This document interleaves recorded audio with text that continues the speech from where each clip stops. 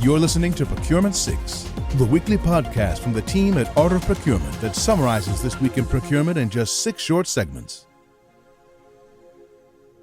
Hi there, I'm Philip Ideson, and today is Friday, October 27th, 2023. 6. This week's Procurement 6 is brought to you by Airbase. For years, procurement laboured under the illusion that 100% spend under management was somehow possible. Thanks to improved relationships with stakeholders and advancements in the digital user experience, spend orchestration has become the goal instead. As a new IDC Spotlight report explains, spend orchestration, sometimes referred to as intake, guided buying, and guided procurement, offers control without having to spend huge amounts on legacy enterprise-grade software and undertaking major change management efforts. Learn how your organization can combine adoption, automation, and efficiency to drive spend control. Now, you can dive into the future of procurement by downloading the IDC Spotlight paper using the link in today's show notes. 5. On this week's Art of Procurement podcast, we featured a conversation with Saurabh Mehta, the managing partner of Ops and Performance, and Manish Agarwal, the VP of Supply Chain, both at the international consulting firm of Consus Global. Now, the topic of the conversation was to discuss some ideas on how to take supplier relationships to the next level. Supplier relationships are becoming more important than ever before, especially in the context of them being a lever to mitigate risk, and it's a topic I talk to a lot of procurement teams about. Now, in this segment, we asked Manish how suppliers can help procurement achieve its aspirations to elevate our impact. Firstly, I think the question that comes to mind is business outcomes, right? Businesses themselves need to be very clear on what they're trying to drive. Now, revenue, profits, margins are all clear. That's the top level. But what is that strategic agenda that is relevant given the current market environment, given the challenges of the market environment? That is the agenda that we really need to look at. Otherwise, like you mentioned, table stakes, getting me quality, cost and timely delivery is table stakes. That everybody knows how to deliver, right? So the key is business outcomes need to translate into what needs to be done through or via the procurement organization. That is the first place where companies miss the step a little bit. Right? They treat it as high-level business outcomes. Hey, they're the same. But no, it needs to be a little nuanced for the procurement team. And the second step there is, I think, figuring out where do I want my supply chain, my trusted partners, my supply chain partners to try and deliver the value for me. As Saurabh mentioned earlier, I can't do all of it. Right? As a company procurement team or as a company internal team, I need to get the best suppliers in to try and drive that. Now, how do I do that? I need to study the supplier capabilities. I need to study their direction. Capability is a static view, a snapshot of where they sit today. But where they're headed, where the puck's going to be, is where I want to be with my supplier. Right? And that's really looking at their strategic roadmap, having strategic discussions with them to say, where is it that they wish to head from here? Right? They may be a large-scale manufacturer today, but they want to get into innovative products. Does that align with my agenda? If it does, then great. We can be partners together in this journey, right?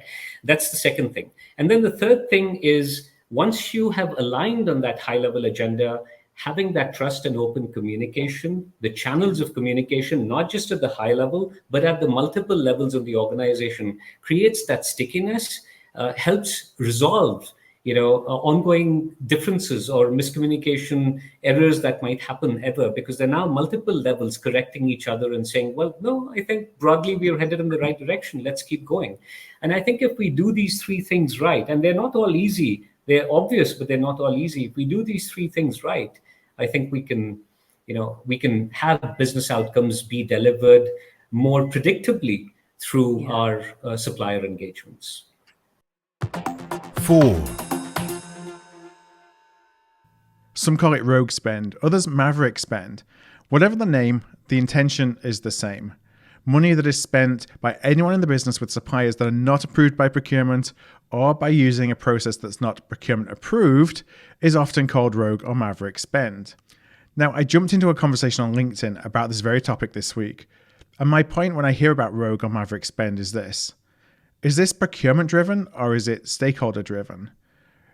Now, this is something I would encourage you to think about. And what I mean by that is, oftentimes rogue or maverick spend, it occurs only because we haven't been successful, and we being procurement, in providing the right channels or the supplier agreements for business stakeholders to buy the things that they need. Essentially, there's no other ways for them to buy what they want.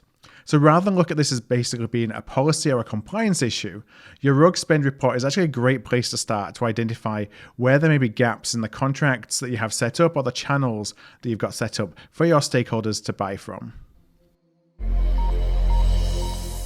This is Procurement 6 from Art of Procurement.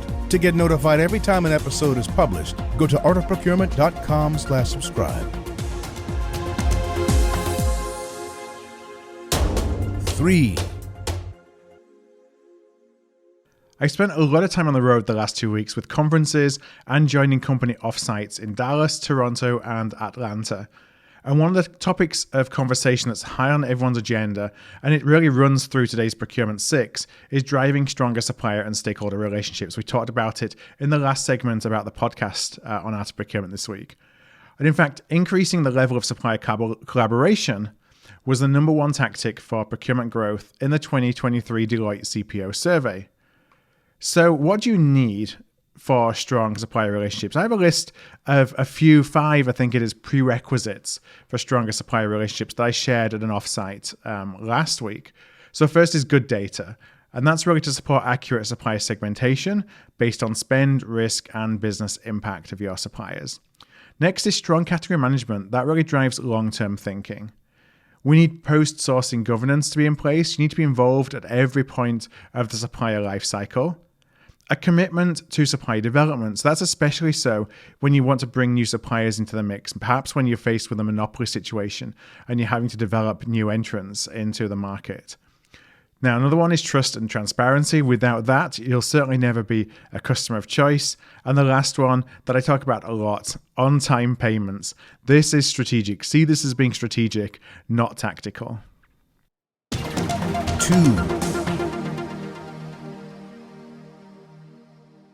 At the events I was recently at, not only was supplier collaboration on the table, but also stakeholder collaboration. And while it's a timeless piece of advice, I thought I'd share just a reminder, something that should always be at the forefront of our mind.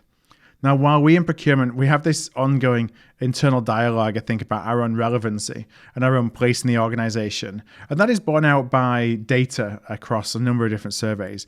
But here's the thing, so does every other supporting function. IT does, HR does, finance does, supply chain does, heck, even marketing are often in the shadow of sales, struggling to attribute what their impact is on the business. I say this as a reminder that we're all in this together, so starting with the goals and the needs of a stakeholder is definitely a much stronger way to build a collaborative relationship than leading with, I'm from procurement and I'm here to help you save money, because more often than not, that is not necessarily the goal of that stakeholder in what they are buying. It isn't necessarily to save money, but it's to help them drive a specific business outcome. 1. We're just a couple of weeks away from our 2023 Mastermind Live digital event on November the 7th. And if you haven't joined a Mastermind Live before, it's our event of the year where we consider the art of the possible. We look to inspire the procurement community on how they can 10x our impact and take a look at what's coming down the pipeline for us all. Now, we have a great lineup, and if you're not able to make it, by registering in advance, you're also able to access all the sessions on demand as soon as the event is completed. And often as soon as a session is completed, you can go back and watch that session if you are already registered for the event. So to register, it is free for everybody. So you can just go to artofprocurement.com/mastermindlive. That's artofprocurement.com/mastermindlive. Now, finally, I just wanted to give a shout out to our friends at Omnia. They're hosting an in-person event in London on Thursday, November the 2nd. If you're in the London area, I would highly encourage you to go check that out. It's called the Omnia Spend Control Summit 2023.